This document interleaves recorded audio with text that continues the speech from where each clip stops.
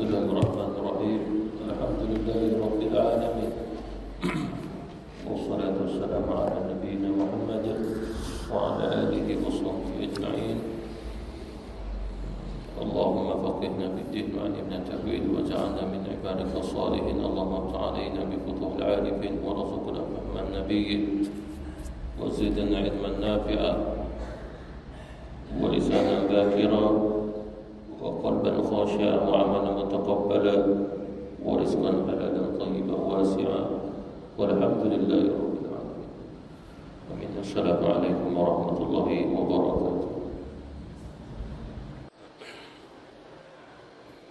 Kita sambung 281. Betul. Tajuk penjelasan. Kita lihat muka surat 281 pada tajuk berlebih kurangnya manusia tentang akalnya. Sesungguh berbezalah manusia tentang berlebih kurang akalnya. Maksudnya di sini pada perbahasan manusia yang dicipta oleh Allah Subhanahu wa taala telah ditetapkan oleh Allah pada perjalanan kehidupannya berdasarkan akal dia. Ada manusia yang akalnya semakin bijak, seperti mana para nabi, para rasul. Ada juga di antara hamba-hamba Allah Subhanahu wa taala, dia pernah memiliki kebijaksanaan tapi hilang kebijaksanaan tersebut. Ada juga di antara hamba-hamba Allah Subhanahu wa taala, dia tidak bijak atas semua perkara. Ada di antara mereka bijak berkaitan duniawi, sehingga dia membina sesuatu untuk manusia ukhrawi. Apa maksud di sini? Dia membina sesuatu tapi yang menggunakannya di kalangan ahli ibadah. Seperti mana contoh pakaian. Ahli ibadah itu sendiri tidak tahu buat pakaian. Dia tidak tahu menenunnya, tapi ada orang yang sangat-sangat pandai. Tetapi dia tidak menjadi ahli ibadah, dia bukannya ahli agama, tapi dia buat. Lalu yang guna adalah kita. Secara umum ya ada fitrah yang diberi oleh Allah, semua memilikinya. Mana fitrah tu akal balik. Seperti mana contoh kalau ditanya matahari ini, adakah kamu terkena sinarannya? Ya, aku mengenai sinaran matahari. Sinaran matahari mengenai atau orang kafir atau orang mukmin. Secara umum semua mengetahui itu matahari. Anak kecil juga diajar itu matahari. Lalu akal itu telah berfungsi. Ini semua sama saja. Cuma ada di antara hamba-hamba Allah Subhanahu wa taala, dia semakin cerdik, semakin pandai, semakin bijaksana, sehingga pada sampai tahap dia mengenal Allah Subhanahu wa taala, ma'rifatullah, sehingga mengetahui rahsia-rahsia takdir. Dan telah bersepakat ulama-ulama kita bahawasanya tidak ada sesuatu yang memberi kebijaksanaan, kepandaian kepada seseorang dengan kepandaian, kebijaksanaan daripada Allah, melainkan kitab Allah, itulah Al-Quran. Seperti mana contoh orang Islam, orang kafir ada yang sama pandai. Tetapi hendaklah kita ketahui bahawasanya ada kepandaian itu bersifat makhluk. Satu ilmu yang Allah Subhanahu wa taala beri pada manusia, tapi tarafnya makhluk.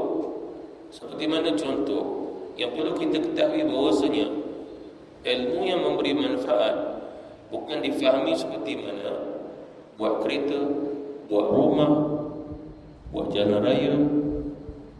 Itu ilmu adat namanya. Dan ini makhluk.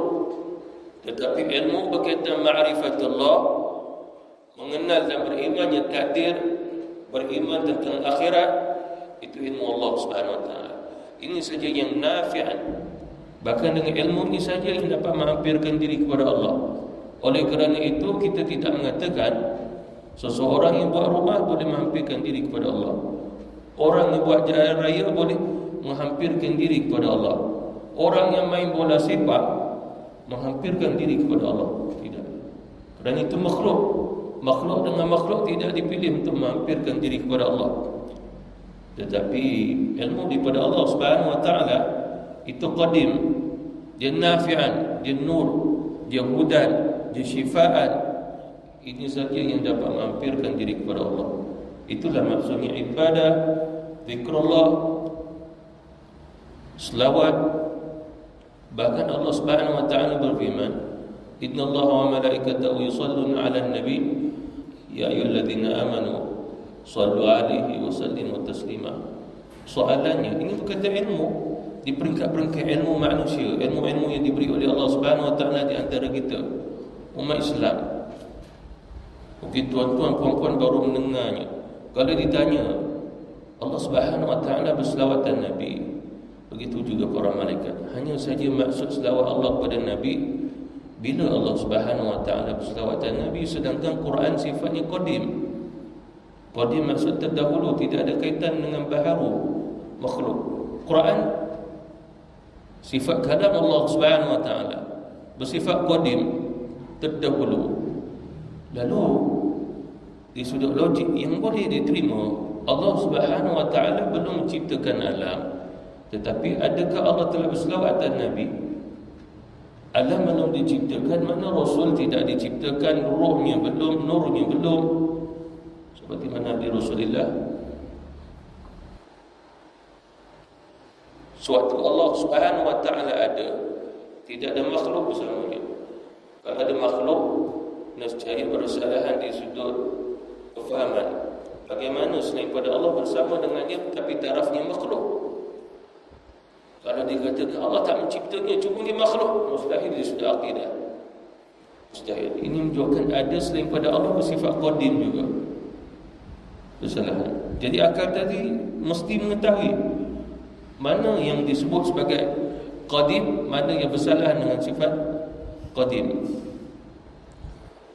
Lalu dijawab oleh ulama-ulama kita, Allah Subhanahu wa taala telah berselawat dan Nabi sallallahu alaihi wasallam sebelum dia menciptakan alam. Makhluk tidak ada lagi. Tidak ada siapa. Walaupun sebesar zarrah, bahkan dalam hadis Nabi kata ruhku, nurku yang pertama. Tapi Rasulullah sallallahu alaihi wasallam belum lagi dicipta nur dan juga rohnya. Betara makhluk. Tapi Allah Subhanahu wa taala telah selawat Nabi. Lalu soalan ditanyakan, bagaimana Allah Subhanahu wa taala berselawat kepada yang tidak ada? Sifat qadim Allah Subhanahu wa taala terdahulu. Maknanya itulah menunjukkan pada rahsianya Allah yang bukan semua mengetahuinya. Perjalanan itu. Jadi di sinilah Imam Al-Ghazali nak bagi tahu bahawasanya manusia itu ada berlebih kurang. Ada yang akalnya sampai pada puncaknya. Dan ulama-ulama bersepakat tidak ada seorang pun manusia yang memiliki akal sampai kebijaksanaannya sampai pada puncak akal yang dicipta oleh Allah, juga sampai pada kesempurnaan akal. Mereka akalnya Nabi Muhammad sallallahu alaihi wasallam. Itu telah disepakati dia sudah akidah Ahlussunnah wal Jamaah. Bahkan diri Rasulullah sallallahu alaihi wasallam pada mata apa yang dilihatnya, telinga yang didengarnya, dan tidak ada manusia yang memiliki keistimewaan tersebut melainkan Rasulullah sallallahu alaihi wasallam memiliki penglihatan, telinga yang mendengar yang sangat-sangat luar biasa. Jadi kebijaksanaan Nabi juga sangat-sangat luar biasa. Oleh kerana itu apabila Rasulullah ditanya tentang Quran, Nabi tidak pernah menjawab aku tidak tahu. Apa maksudnya? Allah Subhanahu wa taala turunkan ayat, lalu sahabat tidak memahami apa maksudnya. Lalu Rasulullah ditanya, "Ya Rasulullah, apakah maksud ayat ini?" Nabi tidak pernah menjawab aku tidak tahu. Tidak. Melainkan di sudut ilmu seperti mana kata Imam Al-Ghazali tadi, Quran turun, jadi para sahabat telah menerima Islam, ditarbiyah di tangan Rasulullah, dididik, dibimbing daripada tangan Rasulullah sallallahu alaihi wasallam. Bila Quran turun, Nabi bacakan kepada mereka. Mereka mempunyai akalnya. Kerana Quran adalah sifat hudan, zalikal kitab la raiba fihi hudan lil muttaqin. Jadi Quran yang mereka beriman itu hudan lil muttaqin. Sekiranya mereka bertakwa, hidayah itu diberi oleh Allah Subhanahu wa taala dengan memahami Quran. Oleh kerana itu, bila Rasulullah bacakan Quran kepada mereka, mereka terus memahaminya kerana Allah memahamkan mereka. Allah memahamkan mereka, itu ilmunya qadim. Itu ilmunya qadim. Itu yang perlu kita ketahui. Dan semua sekali, walaupun disebut satu benda, kenderaan, tapi dia bermula, maka sifatnya qadim. Tapi kemudiannya dia berubah, itu sifatnya makhluk. Seperti mana contoh dalam Quran disebut oleh Allah Subhanahu wa taala, bahtera ataupun kapal besar yang pertama di atas alam ini adalah kapal ataupun bahtera Nabi Nuh.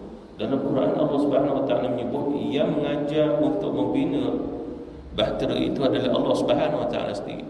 Jadi ilmu yang Allah berikan kepada Nabi Nuh alaihi wasallam, Nabi Nuh tidak pernah memilikinya. Lalu itu yang pertama, maka ilmu itu qadim.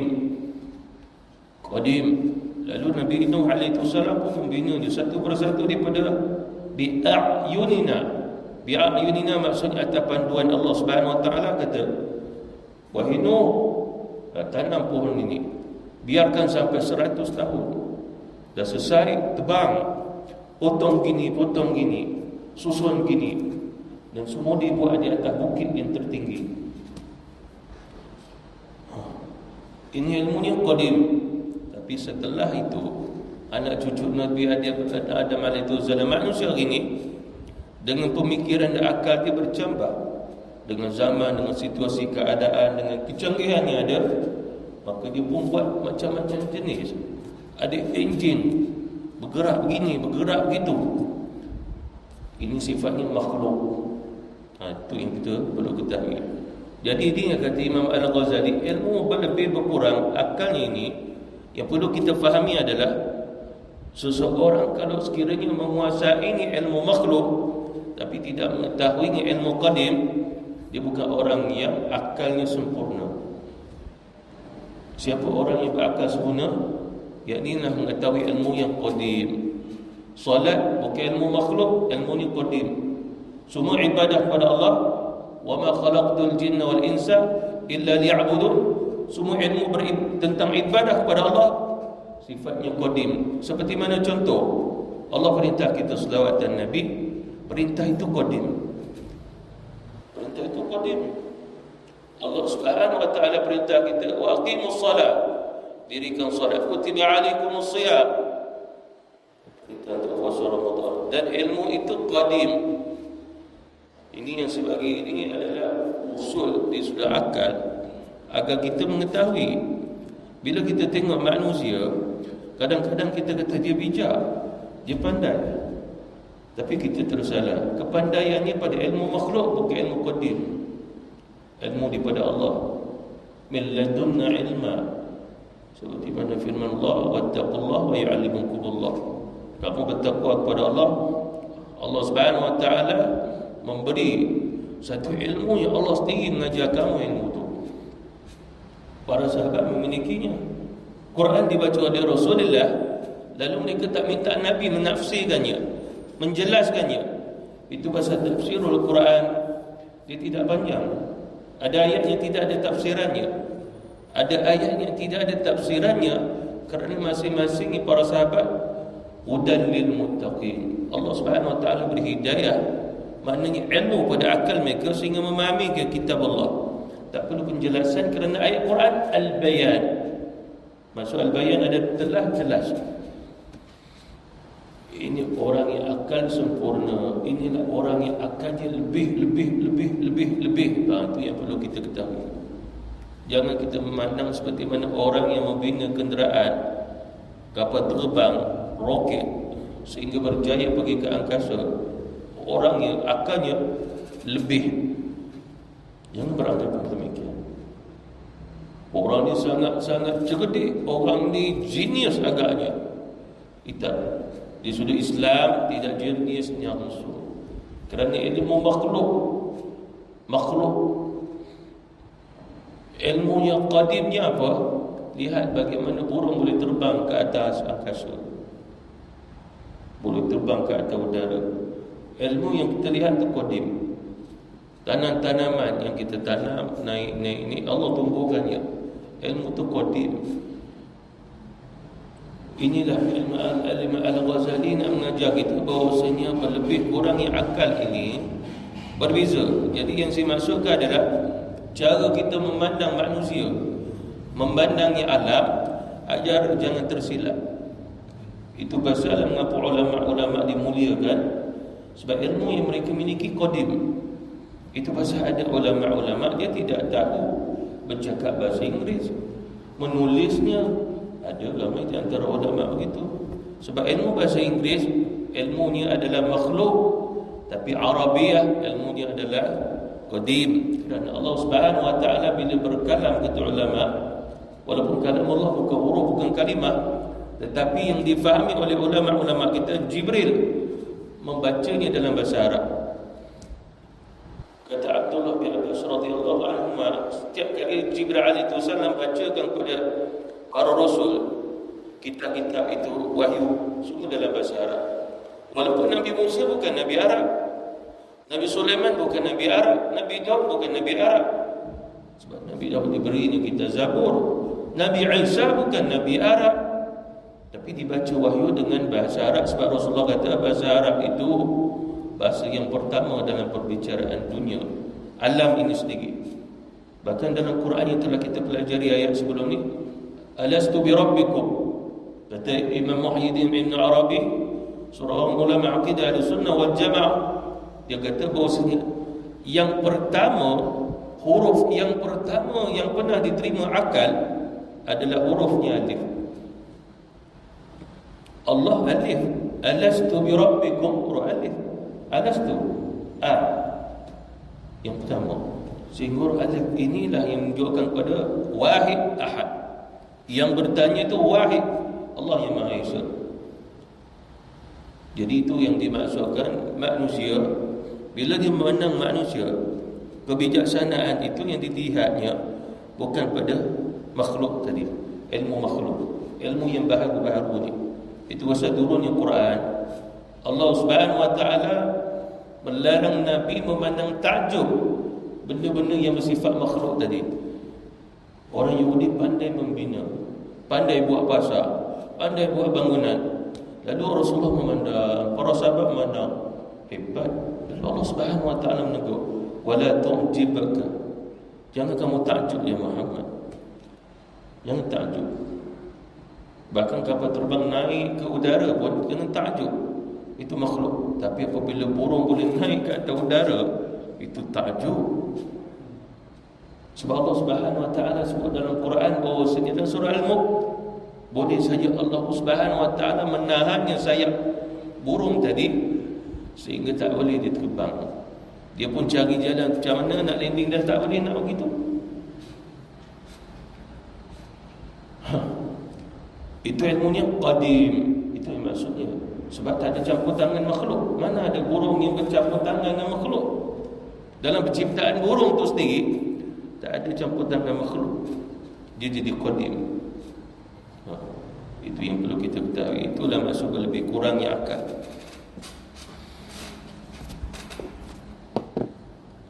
Dan tidak ada artinya bekerja menyalin perkataan orang-orang yang hasilnya sedikit sekali.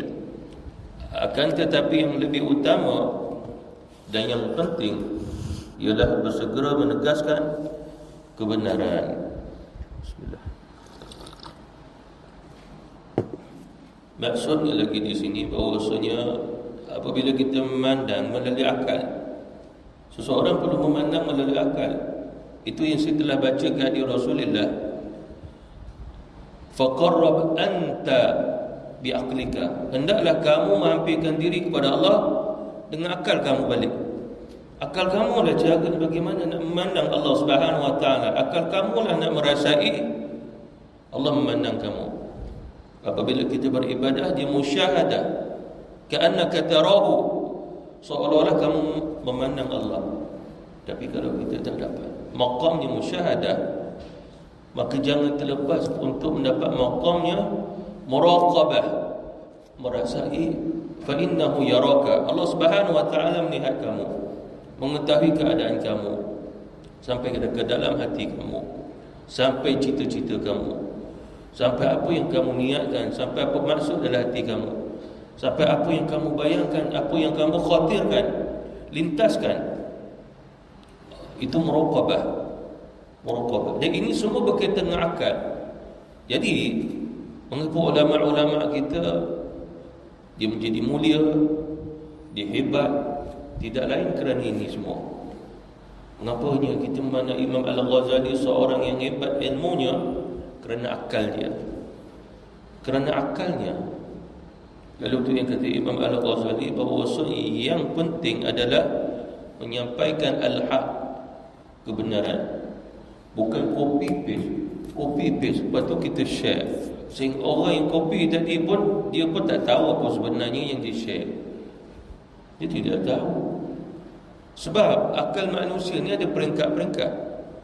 Yang dia share itu kalam yang melalui syair. Adakah kita memahaminya maksud syair? Adakah kita memahami bila baca dia satu rangkap syair lalu kita memahami seperti demikian? Tidak, syair sangat-sangat susah untuk diberi maksudnya. Itu pasal dia sebut dia mesti seorang penyair baru mengetahui syair yang sampai kepada dia, yang dia baca. Lalu barulah dia boleh mensyarahkan syair tersebut kerana dia ahli syair. Dia mesti ahlinya. Seperti mana contoh, ini hukum dari sudah akidah, ini syariatul Islamiyah, hukum dalam Islam, dalam hadis, dalam Quran. Lalu dia bukannya ahli fuqaha, seorang yang berfatwa, ahli fiqh. Lalu walaupun ayat sampai kepadanya, hadis sampai kepadanya, dia tidak mampu untuk mengeluarkan hukumnya. Seperti mana contoh Rasulullah kata, janganlah. Lalu janganlah di sini maksudnya apa? Haram ke, makruh tahrim ke, makruh tanzih ke, ataupun harus kerana ada syaratnya. Seperti mana di Rasulullah SAW, janganlah salah seorang di antara kamu yang mendatangi akan masjid kami, kalau sekiranya dia makannya daripada pohon ini, pohon kecil. Lepas tu saya belajar dulu, daunnya daun kucai. Sebagai ulama kata bawangnya bawang putih, dia bau. Nabi kita jangan hampir masjid kami kalau dia makan. Lalu soalannya, makan bawang, makan daun kucai haram ataupun tidak? Tidak. Makruh ataupun tidak? Kalau makruh kita pun tak makan kat rumah. Tapi di sini menunjukkan harus makan. Yang dilarang Nabi kalau baunya bawa sampai ke masjid, mengganggu orang yang di sebelahnya, itu maksud. Tapi makan harus makan bawang. Bahkan dia pun ada khasiatnya juga. Cuma ada bau. Bau itu saja yang dilarang Nabi. Lalu di sini pada akal tadi. Sebab kalau orang tak memahaminya, saya apabila dihidangkan makanan, asyik-asyik kau bawa ada bawang. Aku tak suka bawang. Nabi tak suka bawang. Bawang ni sekian. Bahkan orang kata macam haram pula. Jadi sebab dia bukan ahli fiqh, dia kali tak mau bawang-bawang, aku tak suka. Sebab Nabi tak makan, aku nak ikut Nabi. Oh, itu dia faham. Padahal makan bawang tu harus pada syarat. Yang dilarang Nabi bau pada bawang, bukannya bawang itu.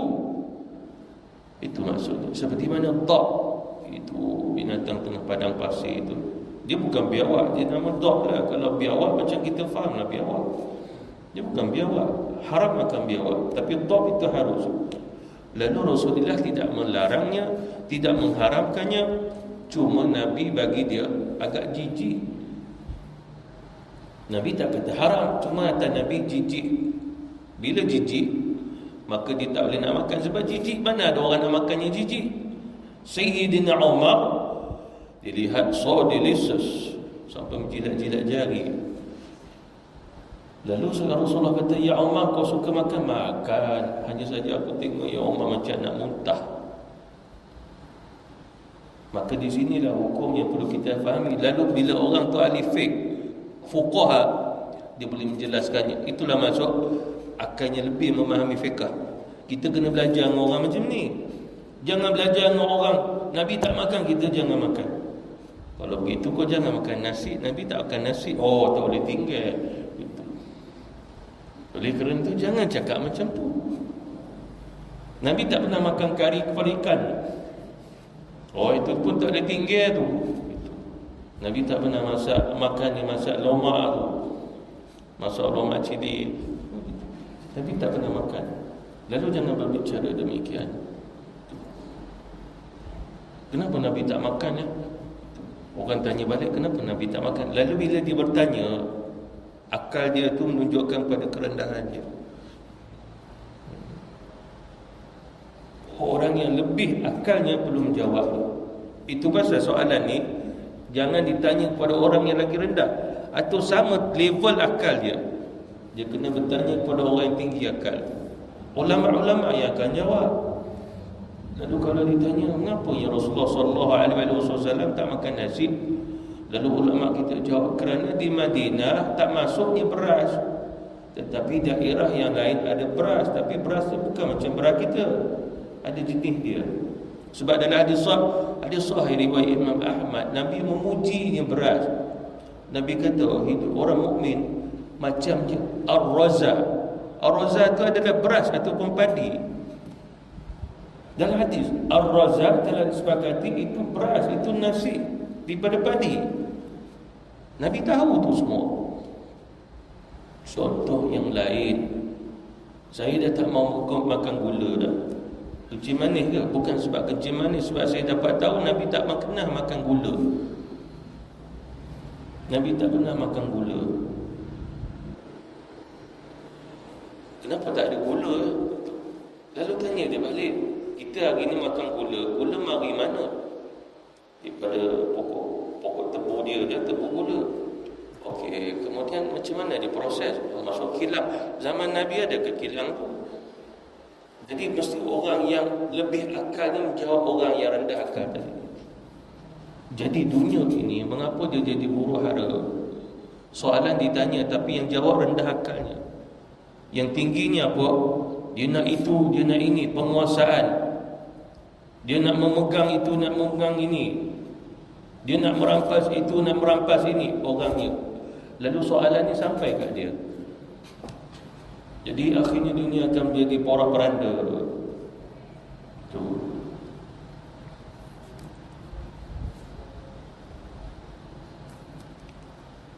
Kebenaran yang tegas padanya ialah dikatakan bahawa berlebih kurangnya akal itu menempuh pada 4 bahagian.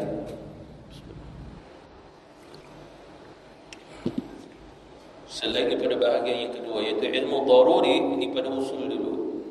Apa maksud daruri? Kita kena fikir, cuma tidak perlu memperhalusi dalam-dalam. Itu daruri. Tentang jaiznya barang yang jaiz, yang mustahilnya barang yang mustahil.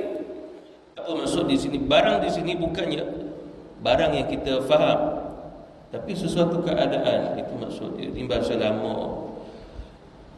Dia begini, orang yang mana akalnya betul, apabila dikatakan begini, maka dia memahami itulah dia. Tapi apabila berlaku di sebaliknya, dia kata mustahil berlaku. Mustahil. Seperti mana dalam akidah dijelaskan Allah yang menciptakan langit dan juga bumi dan apa saja yang berada di dalamnya. Bahkan ma baina fis samawati wal ardi, di antara langit bumi pun Allah menciptakannya. Udara semua. Seluruhnya Allah Subhanahu wa taala menciptakannya. Walaupun zarrah tidak dapat dilihat dengan mata. Lalu akal boleh terima. Okey, selesai. Itu contoh yang pertama. Contoh yang kedua, perkara yang mustahil akal boleh terima. Seperti mana contoh, lain kali kalau sekiranya anak kita ke isteri kita nak beranak, jangan beranak tengah-tengah malam. Apa pasal? Isteri kau kulit cerah ke tidak? Cerah. Engkau, aku pun cerah. Makna nanti kalau sekiranya cerah sekalipun kalau isteri kau beranak tengah malam, nanti anak tu keluar gelap begitu. Lalu akalnya adakah boleh menerimanya orang berbicara demikian? Kita kata mustahil lah. Sebab Rasulullah kata atas benihnya keturunan, bukan disebabkannya malam. Sebab malam tu bukan keturunan, malam tu bukan benih. Akal bertindak betul. Itu maksudnya. Sebab Rasulullah ada cerita sebab datang sahabat Rasulullah, kulitnya cerah, isterinya pun kulit cerah, anaknya gelap. Ya Rasul, aku ni tak tahu macam mana ya Rasul, anak gelap ya Rasul. Lalu Rasulullah tanya, ada tak di antara keluarga kamu di atas tok nenek kamu yang gelap kulitnya? Ada ya Rasul, datukku kulitnya gelap macam dia. Mana cucumu, anakmu ikutnya datuk dia, tok ni atas tu. Mana ikut pada benih keturunan. Seperti mana wajah tu, kadang-kadang wajah kita tak perasan. Mungkin 80% iras dengan tok ni atas tu. Sebab saya pernah tanya tok saya tak pernah tengok dia macam mana muka tok. Muka dia macam kau kata.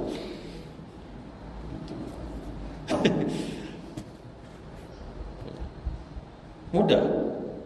Kita tak tahu, mungkin kita dah tak ada, nanti ada cicit lahir dia, ada gambar, lalu dia lihat lama sangat, dah sekali dia tanya mama dia, mama ni gambar siapa ni? Kenapa? Muka dia iras idan ni lah. Ini tok ni kau dulu. Betul hidung dia iras, mulut dia iras, telinga dia. Sebab dia tidak boleh menafikan. Jadi yang saya sebut ini contoh yang mana tak perkara-perkara yang secara jaiz mustahil diterima dulu. Cuma termasuk contoh yang kedua, kemustahilan akan menerima. Kalau boleh diterima secara betul. Tetapi kalau sekiranya tidak, maka kita menolaknya sebab dia sudah akidah. Seperti mana ulama-ulama kita berfatwa, dia sudah akidatul Islam, mustahil seseorang, saya pun pernah berikan contohnya sebab berkaitan dengan akal dalam berfikir. Mustahil seorang ibu boleh melahirkan anak yang keluarnya adalah seekor buaya. Mustahil pula buaya boleh beranak keluarnya manusia. Dia sudah akidatul Islam. Lalu orang pergi ke Indonesia, lalu pergi jumpa orang tu, kata ni anak saya ni, anak macam buaya apa? Betul, saya lahir anak buaya. Lalu dia sudah akidah menolaknya. Tak boleh nak percaya dia keluar beranak dengan keluar anak tu adalah seekor buaya. Tidak boleh. Mana akal kata makcik ni menipu sebenarnya. Sebab apa? Rupanya siapa saja pergi rumah dia, ulur dulu macam beli tiket tu sampai membesar buaya tu, hanya diisytiharkan dia beranak anak buaya, padahal dia tak pernah beranak pun. Dia membela anak buaya kecil-kecil tu je. Lalu mengapa agaknya dia kena bercakap demikian? Agar kerajaan tak pergi rampas buaya dia. Sebab dia kata ni anak saya, cuma Allah tukar jadi dia buaya. Mudah. Cuma dia sudah akidah, akal kita kata mustahil. Allah tak mengubahnya. Sebab ada ayat Quran, mustahil manusia daripada buruk. Walaupun ada orang yang berpendapat manusia daripada buruk, dan akal kita boleh terima. Mustahil manusia daripada Adam dan juga Hawa. Tapi kalau awak kata betul, izinkan saya berkata, hai buruk, cakap kat dia, hai buruk, bapak buruk, nenek mau buruk, marah atau tidak? Dia marah. Mulai hari ini saya tak mau panggil lagi awak dengan nama awak, saya nak panggil buruk Maiyah. Hai buruk Maiyah. Tak, akhirnya dia marah juga. Bapak kau buruk macam mana, muka macam mana, tok nek kau buruk macam mana. Marah dia. Kerana fitrah manusia bukan daripada yang buruk. Fitrah dia terima balik, mengingatkan dia. Marah dia. Walaupun dia kata manusia daripada buruk, kita pun kata buruk, marah dia. Itu. Jadi di sinilah Imam Al-Ghazali nak kata perkara yang hak, yang boleh terima sepada jaiz, terima pada akal, terima saja. Perkara yang mustahil nak diterima, mustahil pun kena terima. Cuma di sudah akidah Ahlussunnah wal Jamaah, ada juga dia ta'alam ini yang ada dalil, ada nas. Allah Subhanahu wa taala cerita dalam Quran, Nabi pun menjelaskannya.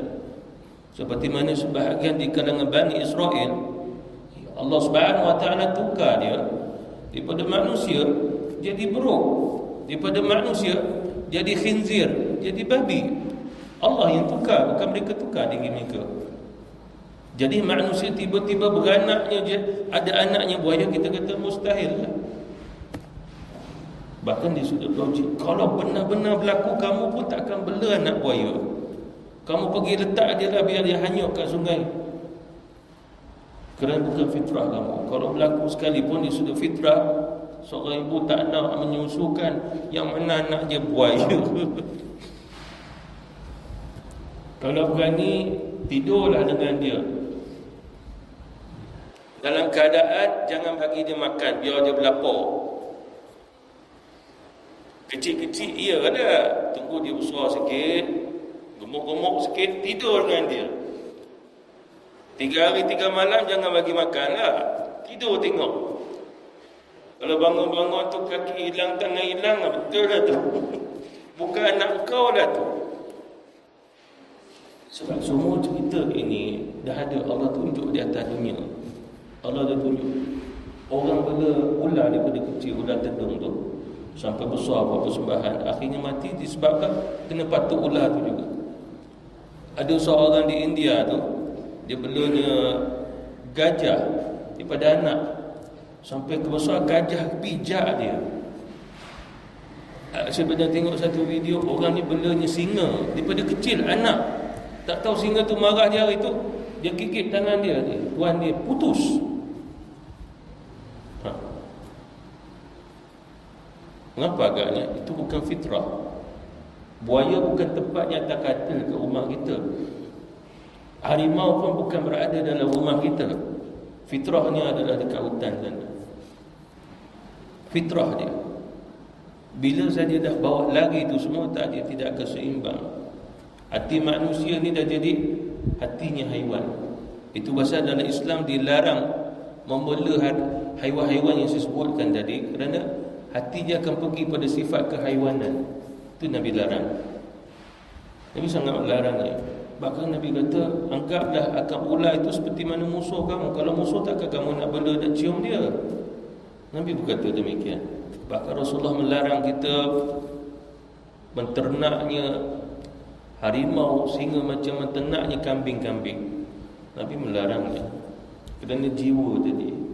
Walaupun mungkin haiwan tadi boleh dijinakkan, soalannya dijinak kepada siapa? Kepada tuan yang bagi dia makan. Cuba kalau sekiranya dia berlapar, bagi seorang tu masuk dalam kandang tu, agak-agak dia makan ke tidak? Kalau dia tengah lapar, dia terkam, dia makan. Adakah dia jinak? Tidak, itu dia. Maka fitrahnya ini tidak boleh diubah. Tidak boleh diubah.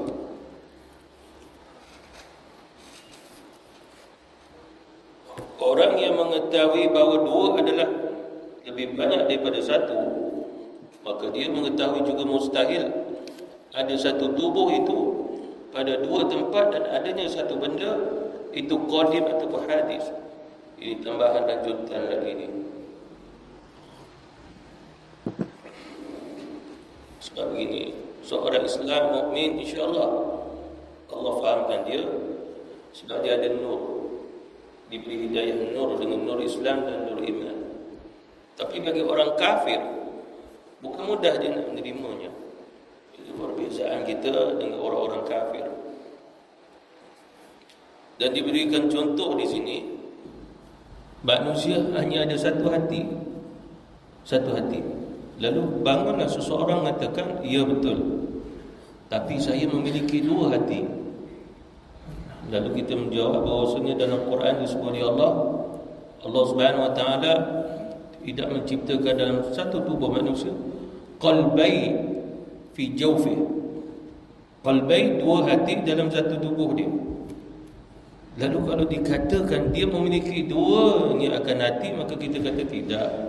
kamu berkata demikian, hakikatnya tetap satu. Hakikatnya tetap satu. Jadi itu yang maksudnya di sini. Seperti mana kata Imam Al-Ghazali, kalau sekiranya dua dia lebih pada satu, diterima dengan akal. Lalu sesuatu yang bertentangan, satu itu lebih daripada dua, maka bertentangan. Itu maksudnya nak memahami pada akal tadi. Ini adalah contoh mudah saja yang diberi oleh Imam Al-Ghazali. Begitu juga orang yang ada roh. Kita sekarang ni berada dalam surau. Lalu adakah boleh kita sekarang ini berada di rumah, lalu kita kata tidak boleh sebab tubuh kita satu pada satu-satu tempat.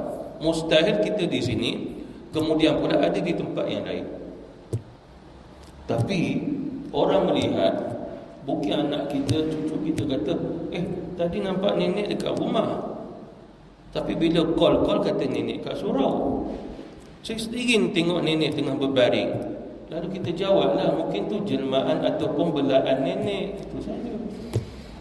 Nenek ada di surau, tu belaannya saja di rumah.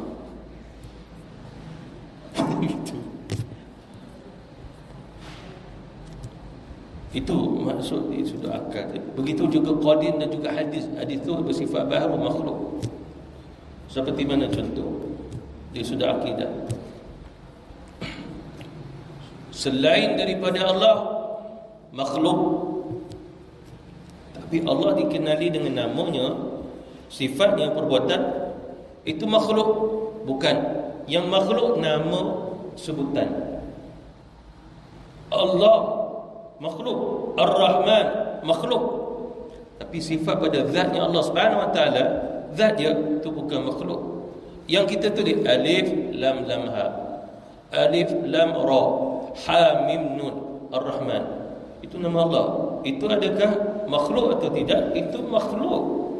Sebab tulisan, sebutan. Kita tidak menyembah Allah alif lam lam ha. Kerana itu kalimah itu tulisan. Kita tak menyembah kalimah tulisan. Kita menyembah Allah pada hakikat wujudnya Allah, pada zat dia. Qadim. Yang bahis tulisan tadi. Itu pasal kita tidak menyembah yang bahis, kita menyembah yang qadim. Sebab satu-satunya yang qadim hanya Allah. Tetapi kita tak menyebut satu-satunya qadim dalam alam ini adalah Allah. Salah. Mengapa agaknya? Sebab Allah yang maha qadim bukan berada dalam alam, di luar alam. Jangan berbicara demikian. Itu yang sudah akidatul Islam. Kamu jangan memasukkan Allah dalam alam ini. Kalau kamu masukkan Allah dalam alam, kamu seolah-olah beranggapan Allah berada dan wujud dalam alam. Itu kata ulama. Seperti mana contoh? Kalau dikatakan Allah Subhanahu Wa Taala ni wujud, dia berduduk tinggal, berduduk dan berduduk tinggal di atas arasy. Lalu soalannya, Allah Subhanahu Wa Taala telah wujud, kata Nabi, itu qadim, azali. Lalu kalau sekiranya Allah Subhanahu Wa Taala berduduk tinggal di atas arasy, soalannya, arasy itu qadim ke makhluk? Makhluk. Kalau makhluk, tentulah Allah Subhanahu Wa Taala tidak wujud di atas arasy. Allah wujud saja. Tidak perlu ditanya di mana yang Allah Subhanahu Wa Taala. Sebab Allah jawab, wa idza sa'alaka ibadi anni fa inni qarib. Kalau hamba-Ku bertanya tentang aku, jawablah ya Muhammad, aku dekat dengan dia. Selesai. Allah Subhanahu Wa Taala tak jawab fa inni fis samai fa inni 'alal 'arsy. Sesungguhnya aku di langit, aku di atas arasy. Allah tak menjawab begitu. Mereka Allah jawab fa inni qarib wa huwa ma'akum aina ma kanu. Allah sentiasa bersama kamu di mana saja kamu berada. Ini jawapannya di sudah akidatul Islam. Walau bagaimanapun yang perlu, walau bagaimanapun akal perlu menerima, Allah itu qarib dengan kita. Wa nahnu aqrabu ilaihi min hablil warid. Hablil warid ni urat yang sambung sampai ke jantung. Kalau putus, mati kita. Allah kata, aku lagi hampir kat situ. Lalu hampir di sini kata ulama, bukan bertempat. Kerana kita kaitkan dengan Allah Subhanahu Wa Taala, sebab tidak ada satu nama Allah yang Allah Subhanahu Wa Taala menyebut atas zatnya, aku maha bertempat. Tidak ada. Jadi ini yang dikatakan oleh Imam Al-Ghazali, perlu mengetahui qadim dengan makhluk.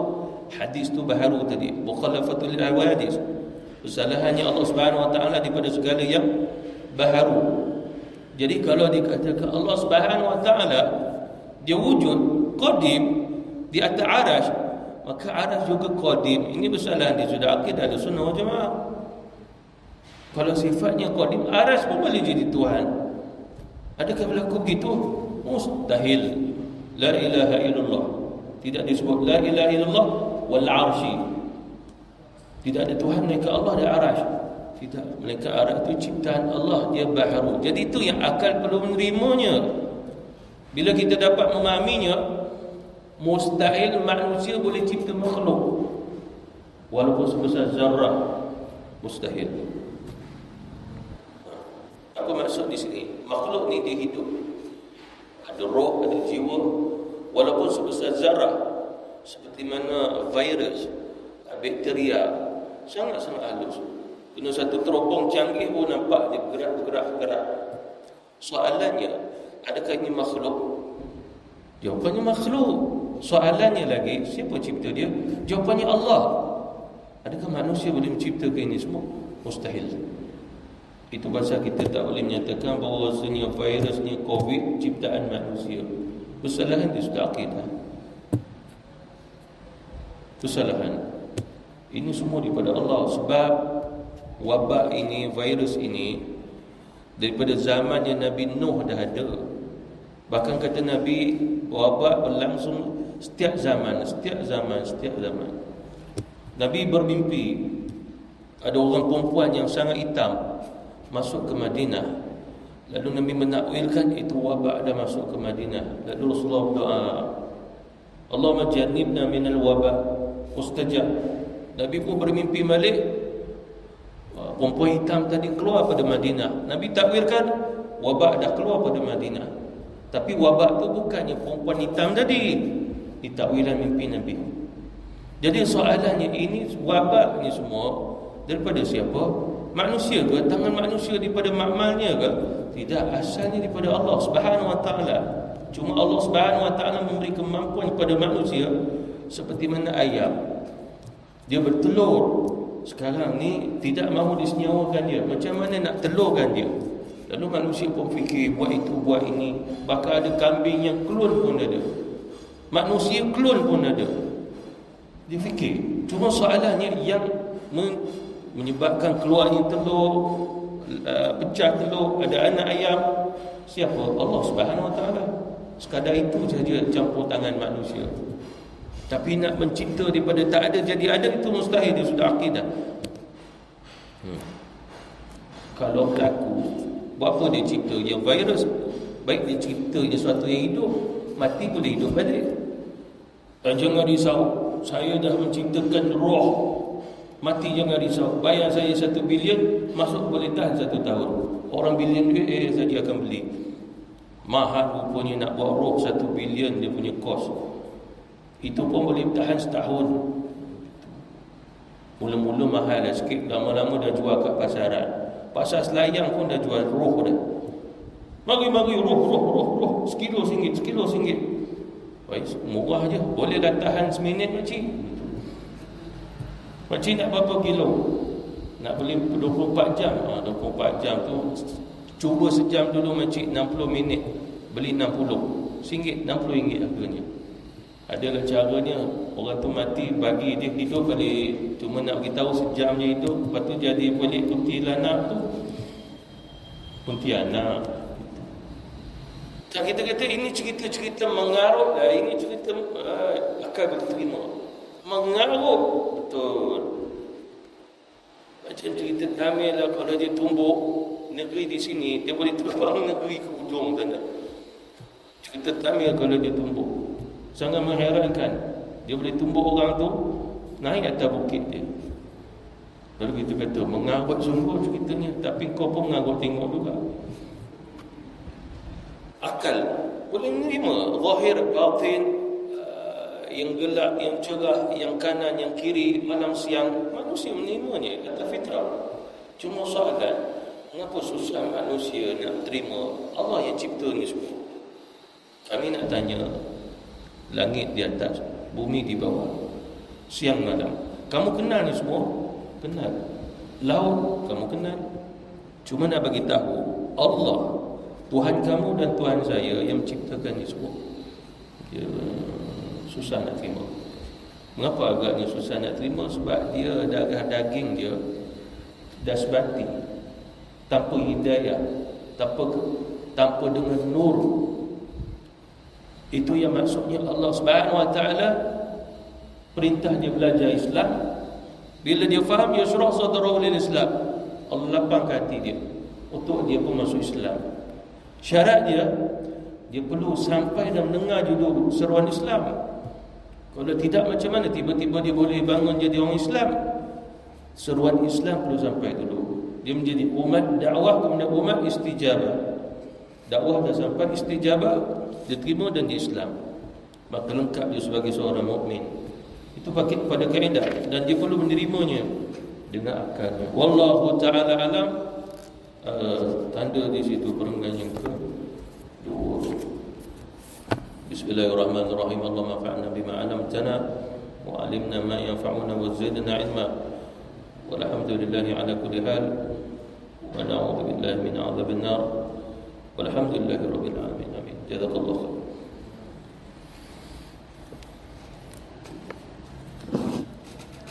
Ya, sama.